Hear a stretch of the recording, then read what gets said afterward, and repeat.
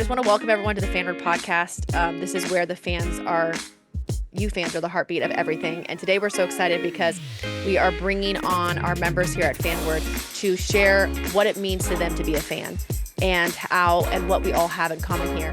And the coolest part of this is some of them did not know that their favorite celebrities here on Fanward are going to be watching these videos as well. And we're going to be featuring these videos on the Fanward official website.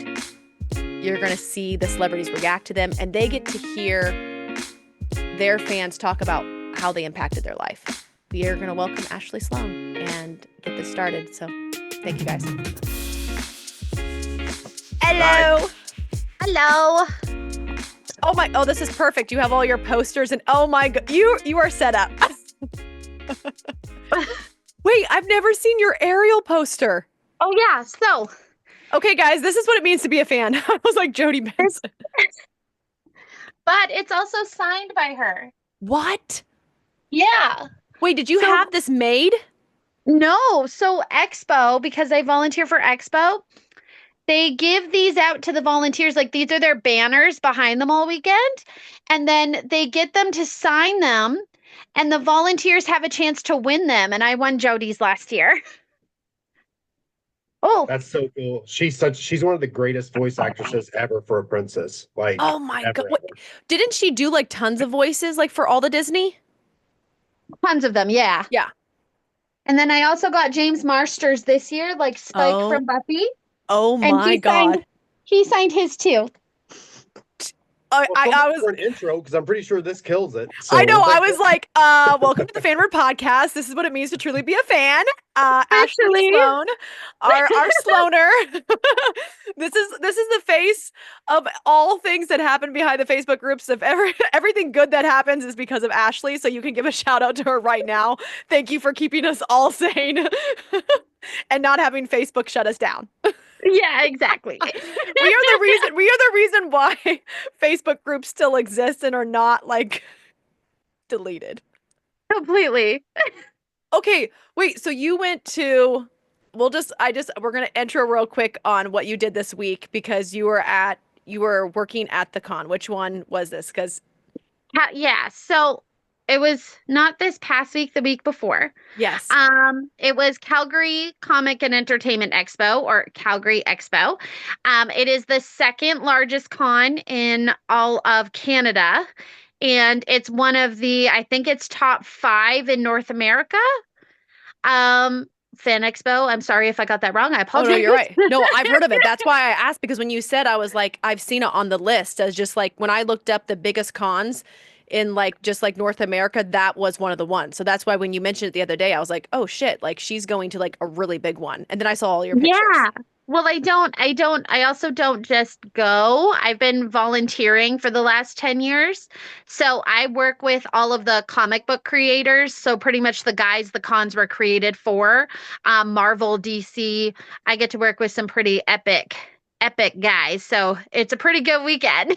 Okay, see, I actually got goosebumps thinking about that because I was like, oh, wow, what is it like to meet all these people? So I was like, we're going to hit that because I was like, when you mentioned that, I'm like, this is going to be the perfect thing to talk about. And Coddy and I, right before you came on, we were just talking about like, what does it mean to be a fan and how has like a fan changed your life and how has it led you into doing crazy shit.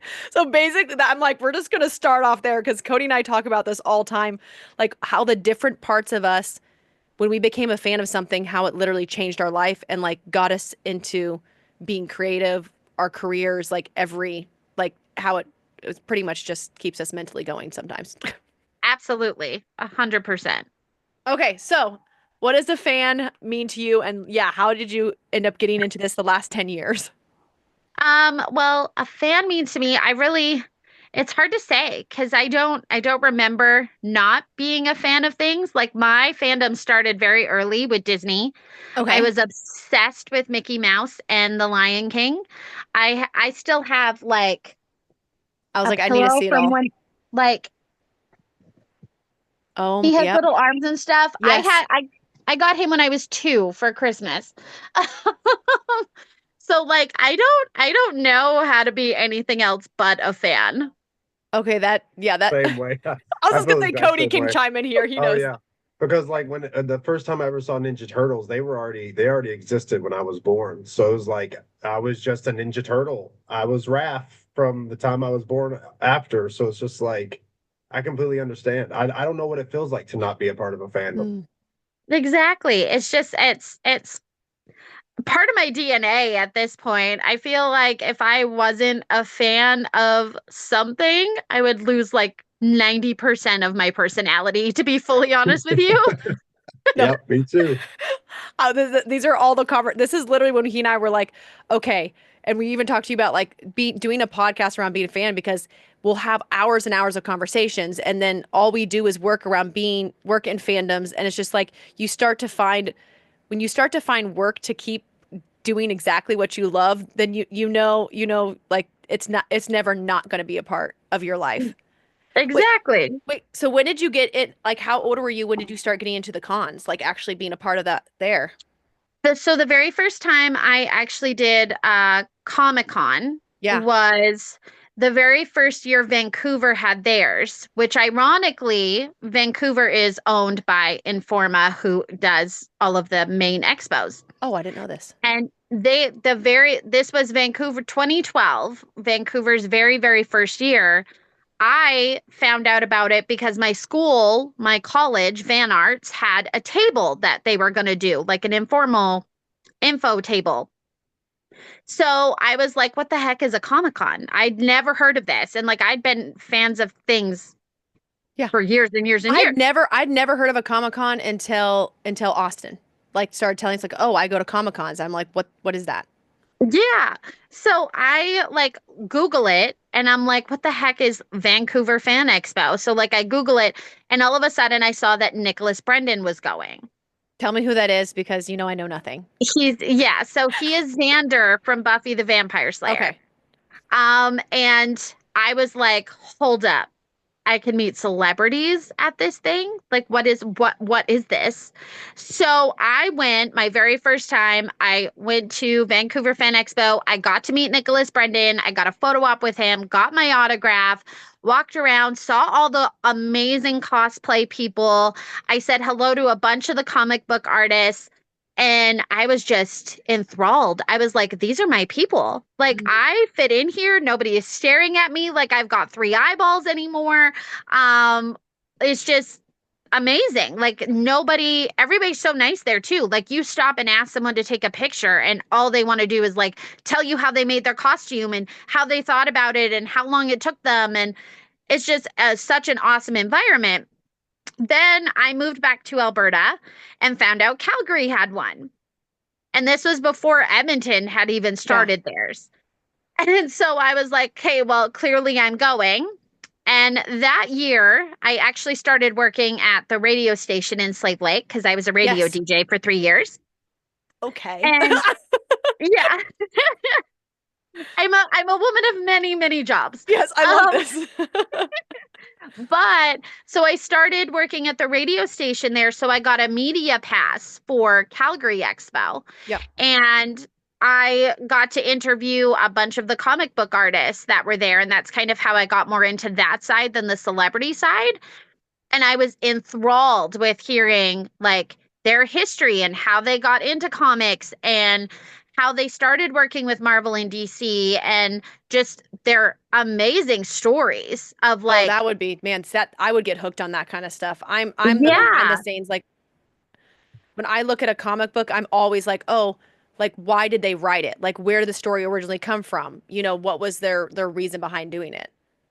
Yeah, like it was magical. So then by 2016, I had left the radio station and I was moving to Calgary.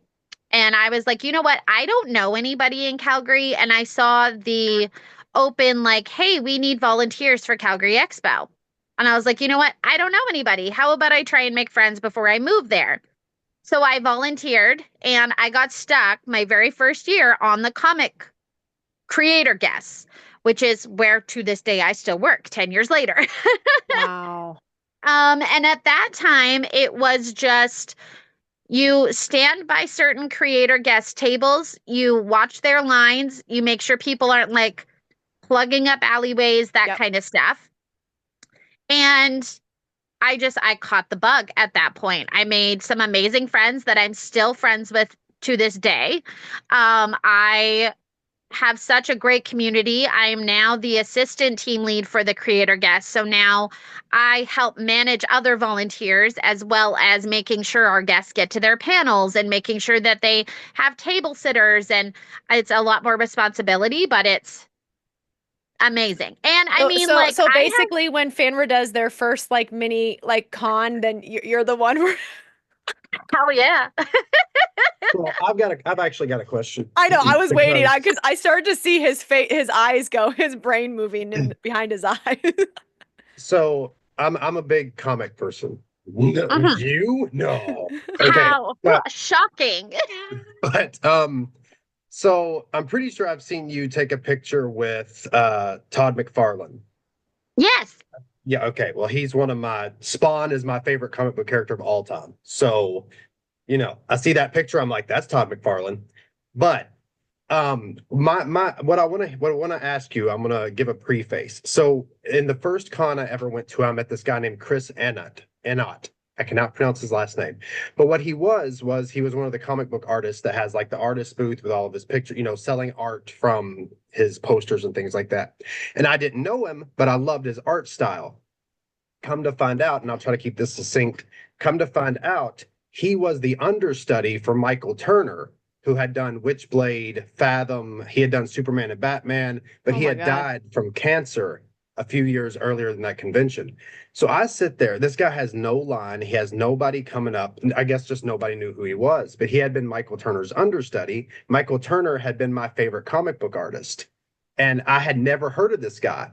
I sit there and I have an hour and a half long conversation with this guy, and he's telling me about how he was in Michael Turner's hospital room and how Michael Turner was barely even breathing, but he was still doodling and drawing pictures of his comic book characters. And I was like, and what it did was it justified my love for Michael Turner, but it also made me a fan of his. And of all the convention experiences I've had, other than probably Bulk and Skull, because they were like just the best, they were the GOAT. Other than Bulk and Skull, meeting Chris Annett that day is my peak convention moment, because that story that I got to hear from Michael Turner, he said, nobody else knows this. I'm just telling you. So like getting to hear those stories was awesome. So, and I'm sure Todd McFarlane had to be pretty high on your list. But my question is, what is your most memorable convention experience? Oh, I like this. Oh, my most memorable convention experience, I want to say, was probably actually my first year. So I do believe his name is pronounced John Barrowman. Yeah. Yes. Captain Jack. Yeah. The face of Bo. Yeah. So he played on Green Arrow or on Arrow with Stephen Amell. And I was enthralled with him. I was like, I've heard he was the nicest person to meet. He's one of the celebrities that walks around the con and will actually like stop and talk to every single person, regardless if they pay him money or not. Like, he's the sweetest human I've ever seen in my life.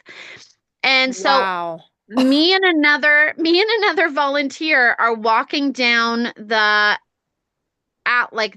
walkway in Artist Alley, and he's just walking there with I think it was his handler, and he turns around and he actually like, while nowadays, keep in mind this is probably not appropriate. This was in 2016, so it wasn't as big of a oh my god kind of thing. But he turned around and he smacked her on the ass, and then he sounds like him. She turns around because she doesn't realize who it is. I turn around with her, and he goes like this. He's like, I'm sorry, I had to. I can't keep my hands off a pretty girl, and then just walks away. And her and I look at each other, and we're like, did you just get smacked on the ass by John Barrowman? Like, what the hell just happened? So for people who don't know, John Barrowman not only played on Arrow, but he was also one of the most beloved characters in Doctor Who history. He played Oh my Captain Jack goodness. Harkness. Captain Jack Harkness Hmm. is one of the best characters in Doctor Who. He was so charismatic as an actor. It's surprising he doesn't get more roles. So hearing that he did that does not surprise me at all. Just No. because who he played on Doctor Who was so flamboyant and charismatic and just going out there, and you wouldn't regret it. If he did it, you wouldn't say no. Let me just put it that way. No, exactly. And like nowadays, I tell that story and I have to be careful where I tell it because people are like, oh my gosh, the consent thing. And like, I get it. Mm. But I'm also like, A, it was a different time. And B, Yes. it's John Barrowman. So Yes. Right. who's gonna, and he's not doing it like to be creepy or malicious or like anything like that. He is very flamboyant. He is the sweetest soul. His husband was also around all weekend. So like that's Context is just important. exactly. That's Well, just who he is. But like that's probably my most memorable con moment ever. but I just love what you said because this is something that I think is so unique. The fact that he's an actor that's walking around the con and meeting fans and not even requiring them to come to the table to pay him. He's actually out there like connecting with them. And to Hmm. me, I'm like, because that's like the first thing you mentioned. And to me, like that sets up the story for everything. It shows you what kind of person, like Yeah, and how deeply they care about that space. he's not any small star either. In Britain, Mm-mm. he's a big, like, he's not tiny. Like, he's a big deal. No, even his role on Arrow, like he was a big deal on Arrow too. Yeah. Okay, yeah, because Arrow was so good. I need to, I don't know if you have a photo. If you have a photo saved with him and then we can pop it up, I think it'd be just, I just love context. And I'm like, that would be, if you still, I don't know if you still have that photo or if it's somewhere framed. Um, I never actually got a photo with him that weekend. no. Oh, I didn't. do you have a photo in general with him or it was never that weekend? But you No, have I the just memory. like it was just a passing by that just randomly happened. That's Yeah, wild. because I think that year there was like quite a few celebrities. Like I met John Ratzenberger that year. I had some like bigger stars that I wanted to meet, and I was like, I only know John Barrowman from Arrow, so I'll get him next time he comes. And then he never came again. Mm. Um, That's how So, it happens. That's how it happens. okay, so within like the Comic Cons, can you, as someone who works at them, can you move around from space to space, or have you like, do you normally when you get into like a niche, like when you're like working with the comic book writers, have you stayed there just because like you were saying you love working with them? Are you like comic book fan? Like what is so what fun is your fact, jam? I'm fun fact, and the comic book guys all stare at me like I have three heads when I say this. I'm actually not a fan of comic books. I don't read them. I don't really pay attention to them. It's not something that I'm like, woo, Yes. collection kind of thing. Um, but I just love their energy. I Hmm. love watching them draw is the most mesmerizing thing I've ever seen. Hearing their stories. Probably one of my favorite people to work around is Tom Grummett.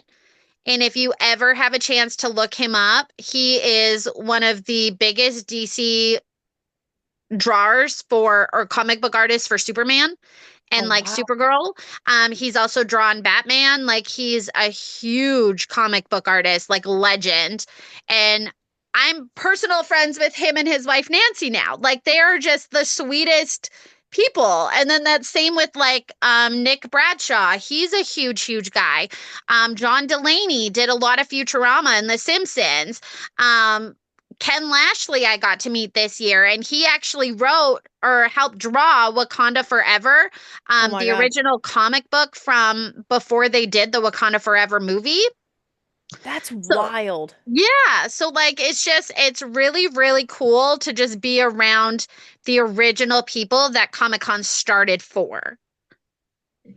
Okay, so I didn't know that. So the original Comic Cons were based for the comic book writers, not actually. Yeah, the artists and the writers, not actually celebrities. Celebrities Yeah, came much yeah. later.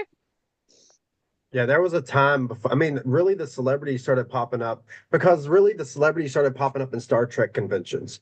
That was Hmm. when they first really started popping up, like in the late, I don't know, it might have been the 70s, probably early 80s. But Star Trek was primarily television. But it had such a massive, gargantuan nerd following that it was like the celebrities started getting sucked into it. And then the other conventions, because comic book conventions used to be tiny, tiny little like in comic stores.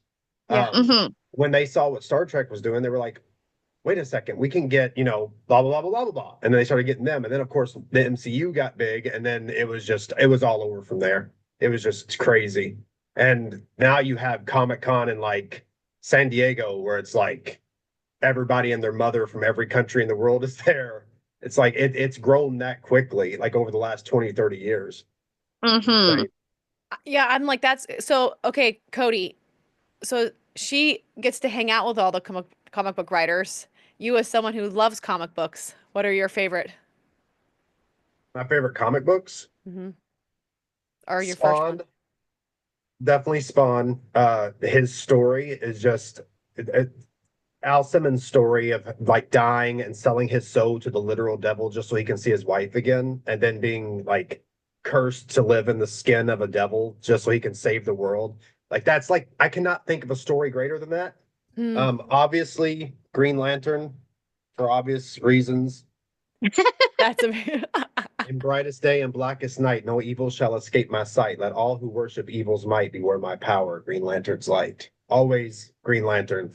X-Men, X-Men forever and always and always and forever. I love my X-Men. The old Deadpool versus Wolverine dude, we ain't got time for this. Just I know. move on. I'm like, I love it. That's all, because like I even saw like on the background, I was seeing all your posters back there, and so I was just like, oh, when he was talking, I was like, I thought I saw a Wolverine poster, but that's not a Wolverine poster. What's the one next to the Buffy? That's Oh, that's Uncharted. my Uncharted banner. Yes. So It's a my great video game. game. Oh, that's right. You're gaming, aren't you? Aren't you streaming now? I'm trying. I'm trying to figure out how to like I don't unfortunately know all the technical stuff. That's where you So, start. yeah, I was so gonna say, do we need to give a shout out to where everyone's gonna come watch you stream? we can. I do believe my Yes. Twitch is Floaner on air Good. Where is it at? What is it? on Twitch. Sloaner? On air. Yeah. Slona on air. Okay, so everyone All go. right, we'll put that in the description. We'll Yeah. put that in the description. I know. I was like, let us know when you're streaming. All the Fanward members go hang out with Ashley. Right? Okay, so I was trying to remember this actually. Like when, because one, I feel like we've known each other for like 20 years, but I know that's not the case. When did you actually like how did you learn about Fanward? So fun fact, 2020, I am sitting in my house scrolling through Facebook, and all of a sudden, for some reason, I don't know how or why, but I hadn't thought of Power Rangers in years. I have no Yes. idea where it came from. At that point, I didn't even follow like any of the Power Rangers people on Facebook. I have no idea how your group popped up, but it did. And I was like, okay, you know what? I loved Power Rangers. Why don't I just check this out? I've So I never heard follow. the story. I did not. Yeah, I follow. And then I'm looking at it and I'm kind of like scrolling and I'm like, do these guys have any like admins? Like maybe they need an extra admin and like I can help out. So I comment on one of the posts and Yes, I'm I remember like, that. hey, like, do you guys need any admins? I have a background in doing this kind of stuff. Let me know. And I think it was David who replied, and he's like, yeah, we don't need anybody right now, but thanks so much. And then literally a week later, all of a sudden I get a random Facebook message being like, hey, are you still interested in being an admin? That was when And our I The was shit hit the fan, huh? He was like, David's like, oh, messenger. no, that's literally what happened because I remember the first time we got the message and David and I were like, oh, that's so nice. So everyone's very clear. We had never started a Facebook group in our life. And we had never worked in the fandom space. David is a hardcore like movie fan, like been in entertainment, went to school to be an actor and do like TV and production and all that. But we had never created a fan space. So when we started Facebook groups, like the people we were working with, they're like, oh, start Facebook communities, find out about them. So we start and we're like, this is like, we got this. Like he and I are like, we can do this. And then suddenly all these people are coming in and we're like, what is happening? Like we had no idea. And so that's when he's like, we're gonna get on a call with that with the girl Ashley and just see, because but it was the same way with Coddy. We were talking about this. It was just like I was trying to do a flyer for Power Morphicon and we were like looking for feedback and he gave feedback, was like, do you guys need help with this? Like I've done this before, I can do it better. We always joke about this. Like, and I'm like, please, because I was like, at first I'm like, oh, you think you get this, and you're like, oh my God, there is so much we had no idea. Okay, so keep going. So David, so David. So David messages me, and at first I was really creeped out because I was like, who is this weirdo messaging me? Like, why? I don't have, I'm like, this guy's from the States. Is he a scammer? Like, what the fuck is happening? I feel like that's what I've heard from everyone. They're always like, is this a scam? We're like, no, we are real people. Like, especially now with AI, dude. It's like, and so like, I was like, some knowledge. yeah, like I can totally do that. And then he's like, would you be willing to jump on a call? And then that's when I got even more weirded out. And I was like, why does he want to have a call with me? Like, what is going on? Who is this weirdo? I love this. We have the curse of knowledge. We know who David is, but the people who are listening might not. David's the CEO of Fanward. We're talking about him like he's not. Buddy. Yes, he's not just some random dude. So yes, right. Yeah. So David and I, we started Fanward. We started it with, honestly, it was like we started it, but we started with Austin St. John, the original Red Power Ranger, and then Austin introduced us to Walter. But we started, and Austin was like, "Hey, let's just start." We'd started working with Austin and Walter, who played Jason the Red Ranger and played Zach the Black Ranger. And so they're like, hey, we'll start the Facebook out to get to know everyone. And that's when we started it. But it was like, it was us partnering with them. And a lot of people didn't know. Dave and I have always kind of stayed behind the scenes, but always like talk with the fans. But in the beginning, we weren't doing a lot of front facing things with the celebrities. And so he and I were just running everything and building it all out in the back end. So yes, I can imagine because I've gotten messages from people that are like, hey, I love what you're doing. And I still to this day, like I'll go look them up and see, and like if I can't figure out stuff about them, I'm like, is this like a scam? Is this real? Yeah. So then you got on. I messaged you guys back and I was like, sure, I guess I could jump on a call. And I like called my mom and I was like, I'm jumping on a call with some like person from the States. If I get murdered or I have something happen, please know that I am just in my house. And this was the last person I spoke to. Sorry, David, I love you. Yes. I promise. Yes. And then all of a sudden I answer the call because David Facebooks me. And all of a sudden I see his face and your face. And then you're just like, oh my God, hi, it's so nice to meet you. And I'm like, hi. And then all of a sudden you like look behind me and you're like, do you have a Marvel wall? Oh my God, I love your Marvel wall. Yes. No, because I remember. That's so similar to the story I had. It was like, I made that poster and I didn't hear anything from him for like 3 or 4 months. And then I get a phone call while I'm in the car out in the middle of nowhere in like South Thailand. And I get a phone call from David. He's like, hey, you want to interview? I was like, what? It's like, I'm in the middle of a car in South Thailand. He's like, yeah, so I can call back later. I was like, no, now it's fine. So we had like a 15-minute interview in the car. And I'm like, I think I've kind of got a job. I looked at my wife. I was like, she's like, what? I was like, remember that poster I made a half a year ago? It's like so weird, man. But that's just who David is. And David's great. Yeah. David's great. We're very unconventional. Like it is very true. People like Thank God. I know. But honestly, it's like we wouldn't be here without that. Like that's like, it was like, thank God we had a mentor that said, get out there and talk to people in the space.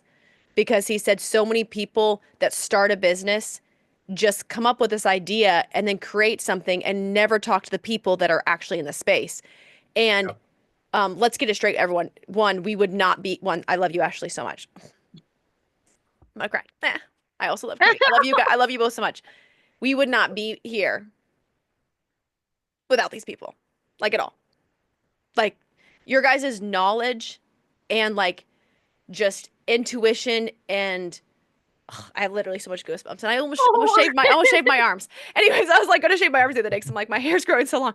Anyways, but the intuition you have and the knowledge you have, but of the fandom, yes, amazing. But the love you have for this space and that it's been your life, like who you are as human beings are such kind and amazing human beings just to be around, no matter what.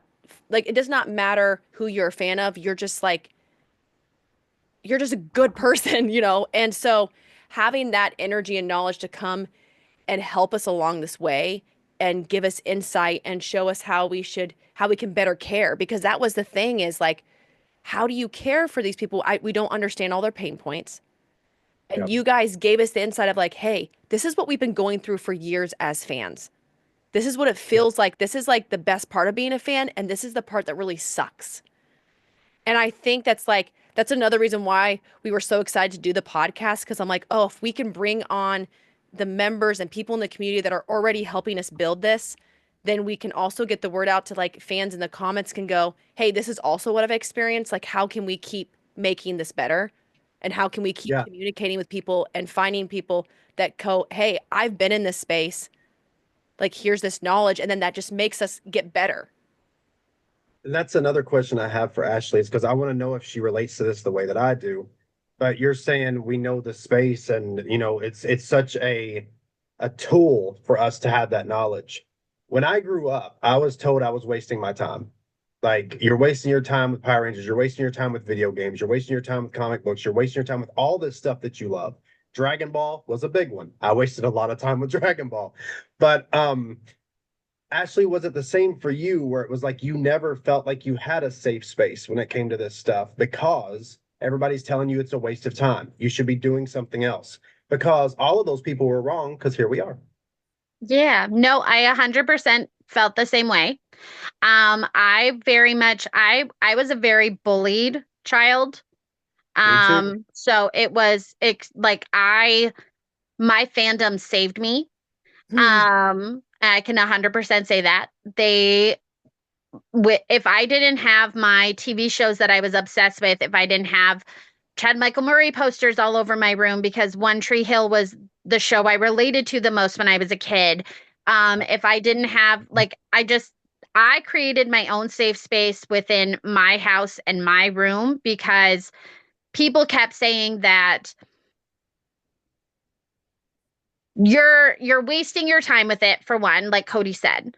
They would also say there's no future in that for you. Why are you spending so much time in that? You should be focusing on your studies. You should be focusing on the math. You should be figuring out your future. And literally all I wanted to do was become a journalist so then I could become a celebrity journalist so then I could be even more in my fandom. Like that was my whole goal. So I retreated to my fandoms and it kept me safe and it kept me sane. And it is what I can 100% say Buffy the Vampire Slayer and Supernatural and One Tree Hill are three of the main reasons that I'm still here today. Yeah. 100%. And we're going to have a podcast about that too. I 100% relate to that because Lincoln Park, when I was a teenager, had it not been for Lincoln Park and Chester's voice and Mike Shinoda's style and just everything about that band, and of course we know Chester, took his own life a few years ago. I get emotional about this one. He stopped me from taking mine. His voice, his lyrics, his music.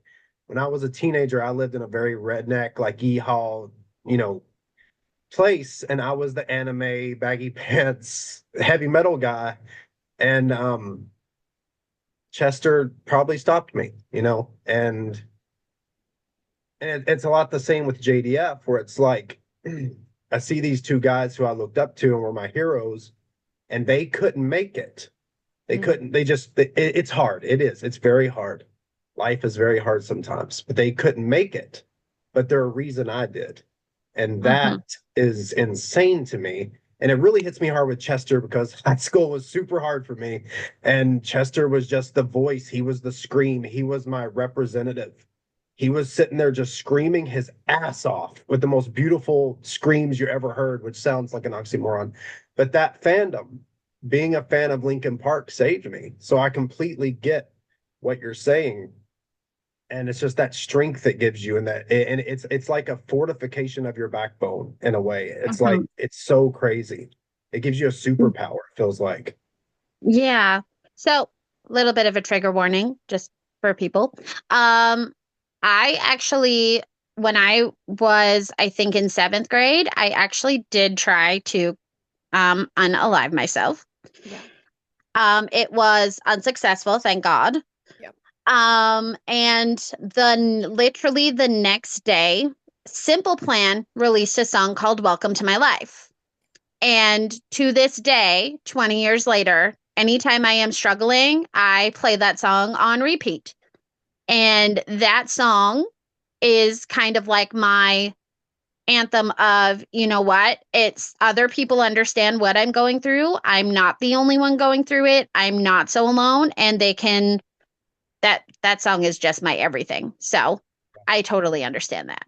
Yep. Man, I think this is like when you guys are talking, I'm like, this is that reminder to me of constantly like, you never know what someone else is going through. And like why, even as fans, being kind to each other and respecting each other's, like why someone is a fan of something. Because I'm like, you have no idea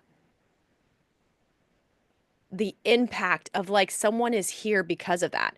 And even when you were talking about Linkin Park and JDF, just from working with, and you guys have all been around this different celebrities, but like working with celebrities, seeing it from also their perspective of how hard it is to feel like you're always having to be performing, always that you can't be human. And people look at celebrities at a certain point because they're such a fan of them, they forget that they're human too. And I think it's the same thing that happens to fans. The big studios look at them and like, oh, they're just fans, they're just this, and they forget what it means to be a fan and why it's so important in our lives. And it's like, I look at this, I'm like, I just want us to get back to like loving the human and like having these conversations. I'm like, this is the most important part about being a human, is like being able to share these experiences. I'm like, knowing why you're a fan, and even knowing why when you get to meet these celebrities, like why they started out doing what they did. Because it like, there was something in their life that was like that moment that they're like, this is how I need to express myself. Yeah. It's just like remembering we're all, before we're any title, before we're someone famous, or before we're someone that works at a con, or before we're a mom or a dad or a brother or sister or a best friend, or, you know, whatever it is, like whatever we identify as, we're first just us. And it's like, we forget that. And I don't know, it's just, you know. The thing is that when we forget it, we lose what's most important, which is Yeah. because it's our humanity that connects every single one of us.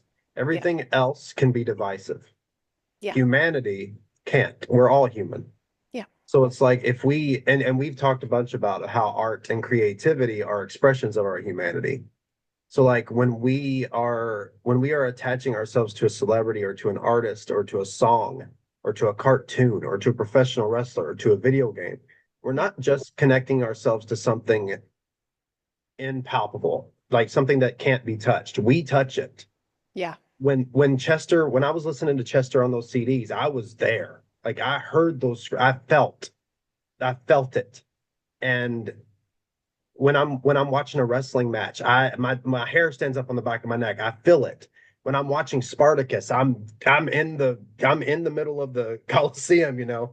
I feel all of this. When I'm listening to K-pop, I'm doing the dances. Yes, I know them. I don't care. It's like another example was Slipknot. It was like with Slipknot, hit me at just the right time, dude. Like I saw a music video for Slipknot on the Resident Evil DVD. DVDs, for those who don't know, are these discs that we used to watch movies on back in the ancient days. But like hearing that hearing that Slipknot song connected to Resident Evil, which I worship almost, it was like, okay, well, this is mine. This is me. Yeah. This is made for me. Like they put this on this movie for me, and thus I must consume. But it was like after that, Slipknot was my favorite band for like 15 years. These things matter. They're not just, oh, you like a song. It's no, Yeah. I feel it. I feel this stuff. It has become a part of my of what twines me together. And there's so many times I see people say, oh, it's just a video game, calm down, or it's just a TV show, Yeah. or professional wrestling's fake. It's like, I don't give a damn. Yeah. Oh, I hate when people say that. Oh, I know, man. I don't care. I don't. Just shut up and let me like my stuff. I feel like she's about to grab something. Yeah, she's gonna grab a hammer. She's like, we're going to town. She's like, she's like, My phone is gonna die. I gotta plug it in. plug it in. No, you're good. But this is, and okay, so this is where I actually want to ask you like both this. And I told Cody, I was like, but I do want to ask you both this. Like, after like you guys talking about these, Linkin Park, JDF, these people that went through Buffy, the just the song, like After the Day, like if you could say anything to these people, like if you could say thank you or say anything to them, what do you think you would say as a fan? So I actually got to do that while I was at Expo. I got to tell David Boreanaz, who plays Angel in Buffy. Oh, I love him. I met him. I got his autograph and I got to have a photo op with him, which I'm pretty sure I do believe I sent it to Olivia and David. I don't know. I sent someone it, and yes, you did. I look crazy because I'm like, but I literally got to tell him that I have been watching Buffy and Angel since I was 7 years old, and that he watching Buffy and watching the show Angel got me through some of the heaviest bullying times. When we would just randomly pack up and move, it got me through so many life events. And I got to say thank you to David Boreanaz because he is probably my top of top celebrities to have ever wanted to meet. He was my number one. He was the one I never thought I was going to get to meet. So him coming to Calgary Expo, I messaged Olivia and I was like, oh my God. But yeah, so like I actually got to say thank you to one of my heroes. And I have to say that it was absolutely magical. It was also very, what's the word? It felt like I had like a 1,000,000-pound weight lifted off. Like it felt so great to be able to get that off my chest and say thank you. So that was pretty special. I love David Boreanaz. I loved Bones. Like, did you ever watch Bones? He's great. Oh yeah, Bones. I'm staring at all the seasons right now. They're just right over there. I love that show, man. I love Bones. I know. I just love that you're surrounded.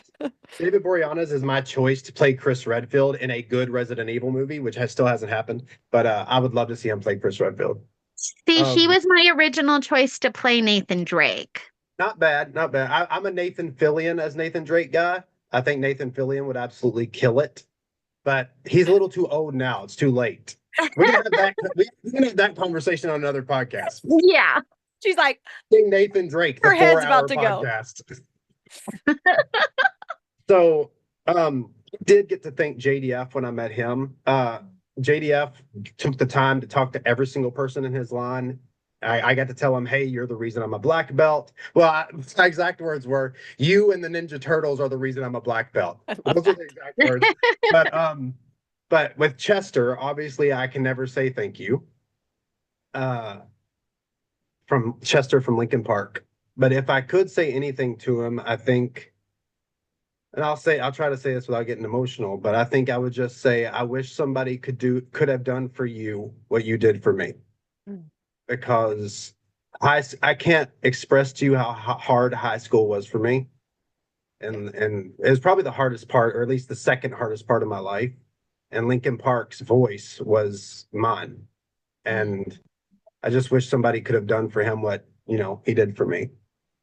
But JDF was really cool. I got to tell him thank you, and I'm a black, and he was, yeah, that's great, man. Everything was man. Everything ended with man. I Yeah, it's love great, that. man. He was It's great. it's kind of weird because there's the person that like probably out of actor wise that has probably impacted me the most is not The Rock, is actually Jack Black. Oh, here we go. We're going on the Jack Black spurge again. This I will woman loves her Jack Black. I think he is the sexiest man alive. I will We say adore him. I adore him. Second. Oh, Second. Cody. Sorry. Cody and I have discussed this. He's the first. David is just above all, but he doesn't. Above all. There is no first for David. He just is. He just is. He just is. Jack Black. So and I actually got to tell him thank you, and I got like all emotional because so I nannied kids, and I'll make this short. It was I worked with kids in the foster system, and one of the little boys I had had fetal alcoholic syndrome, and he had been like severely abused, and so he could never stop moving. Like he was just like he'd bounce, run himself into walls, and it was like to get him to sit down was like very hard. He was obsessed with Jack Black and Nacho Libre. Nacho Libre. We would sit on the couch and I would hold him and bounce him from the time he was 2 weeks old all the way up to like he still is a huge Jack Black fan. He's like 18 years old now. And I started taking care of him at 2 weeks. And we would sit there and watch Jack Black for hours. And he would just like say all his lines. And it was the only thing that could calm him down to get him just to like settle his nerves. And then I could get him to eat. And it was our whole routine. And we would spend hours rewatching. And it was just like seeing that impact of like who he like was on this little kid's life. Like this kid just was like he was everything to him, which then meant he was like, I absolutely like fell in love with him. So when I met him, he was wearing one of his like wolf t-shirts that he always wears. Like his, like, he never. The Walmart t-shirts. Yes. He was wearing it to Mastros. Like he was wearing, when like, they're like, oh, you have this guy. And it was like him by himself. And so we just got to talk, and I just got to tell him about Ian, and he was so nice. And I was just like, you saved my life in the sense of like the impact you had on this little kid. And so he was just so awesome. And he's like, let Ian know that I said hello and that, it means so much. And he was just like such a kind person. But I'm like, when you meet those kind of people whose just energy is just like, you're like, oh, this is why I'm a fan. Like, this is why I keep being a fan. This is why you come back to being like these things that keep bringing us back over and over and over again.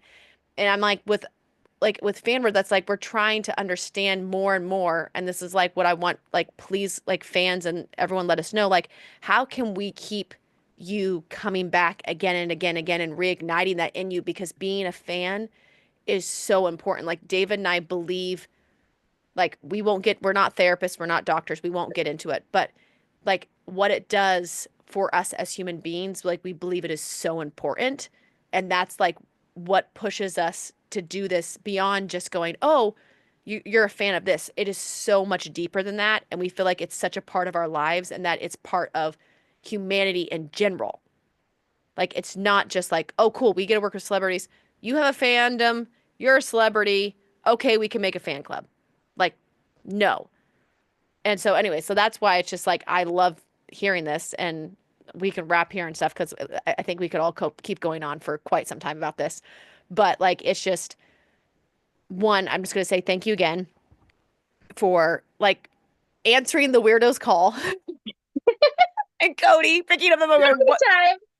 She's answering the weirdo's call. The first thing I thought of was that scene from SpongeBob where they're going with their tongue sticking out. And it's just her and David going little, and all of us weirdos show up and we're like, that is the sound of our people. They called us. And then we answered like idiots, and here we are. I'm just so glad you did. And honestly, also, people let us know how we can post things that don't look like a scam. So what is your Lidl? How can we Lidl you into the Fanward space? How can we bring you into the Fanward space and be like, this is legit? Like, if you guys, okay, if you guys could tell their fans that this is legit. How would you tell them that I know this place looks weird and we're not super fancy and we're trying to be cooler. Anyways, just kidding. But we're getting there. That's the best part. The fact that you're not this corporate suit is what makes family Yeah, different. I agree. Well, we plan to keep it that way. We're just like we do. It's like it's just yeah. Thank you. I have Okay. to say, I don't think I could ever imagine David like suit and tie carrying a briefcase type. Like never. No. That would be like Matrix level. What is happening? If David could wear cargo pants and an Infliction t-shirt, I'll just say this. he would, but I don't want him wear the cargo shorts. Like, There's no. nothing wrong with cargo shorts, okay? And there's a lot wrong with cargo shorts, but No, that's okay. that's you know not Y'all our keep saying that, but when you need somebody to carry your stuff in a big pocket, cargo shorts got your back. This is why they should just make women's pants with pockets. Maybe Anyway, men should It is just start true. carrying purses. Maybe that's why women are resentful of cargo shorts because you guys get all the pockets. Everything I have, like, come on, We get like all these the are pockets. nothing has cute pockets. pants, and there's like half a pocket. I can't Yeah, put no. anything in these. It's why we're so excited when we find like the perfect dress with pockets. We have to tell every single gosh. woman it has pockets. It has hidden pockets and more I'm pockets. just usually my wife's pockets, so she doesn't complain too much. She's Because just, she has I'm me, guessing Cody is wearing the hoodie and there's cargo shorts underneath. So. No, I'm in my underwear like always. I So the thing about David being a suit or never being a Yes. suit, the thing that makes Fanward great and what makes it different from everything else is one of the first things David ever told me when I first started, interacting with you guys, you weirdos. Yes, was us weirdos, he specifically said to me that if you ever see us becoming that corporate suit, you tell me to stop. Yeah. Find another CEO that would say that. That's that. If you want transparency, that's what Fanward is. If you see us becoming a suit, tell us to stop. He said, pull me back if you see that happening. So, that's coming from the CEO of the company. So yeah. And the great thing is like I perfect example. I reached out to you guys Yes, when I was I just gonna tell you noticed that. some things changing. And the way that you guys just like took it and then you have been making changes about it and have been like fixing what my issue was, like that's amazing. Most people wouldn't do that. Most people would like see the message I sent you and just be like, okay, well, bye. Like, well, the thing is also we've learned too is like just from being servers, a lot of people never say anything at all. They just leave. And that's what also should scare you the most. So when you reached out, David and I, when I first read it, I was like, I literally looked at David. I was like, Ashley just wrote me a very long message. Oh shit, I'm in trouble. Mama's mad. Ashley's mad. I was like, but I wasn't that actually. I didn't actually say that. I said, Ashley just sent me a message. Thank God. I said, I am so glad that she said something because it would have been that feeling of like, we got so lost in our own trying to figure this out because in a sense we're not corporate, which then also just means we get overwhelmed a lot. We get that we don't talk enough. So we get you're like human, we become shocking. kind of like a fan where sometimes you like introvert and I'm like, thank God she cared enough to say something. And that's what collaboration and partnership is. It's like we're not just teaming up here. We're a family, we're friends. Like, and at that moment, because we've all had it where even like people in our own life that just backed away and you're like, you didn't find out till years later that you did something or said something. And you're like, oh my goodness, I could have made that right. Or maybe I wasn't mature enough at the time to even give a clue, Mm-hmm. And I'm like, when you sent that message, I was like, thank God someone said something every single time. And I'll put this in here for members and fans to know every single time you guys reach out and say, hey, we've noticed something, or we feel a shift in the energy, or, we think you can improve with this. David and I literally go, thank God.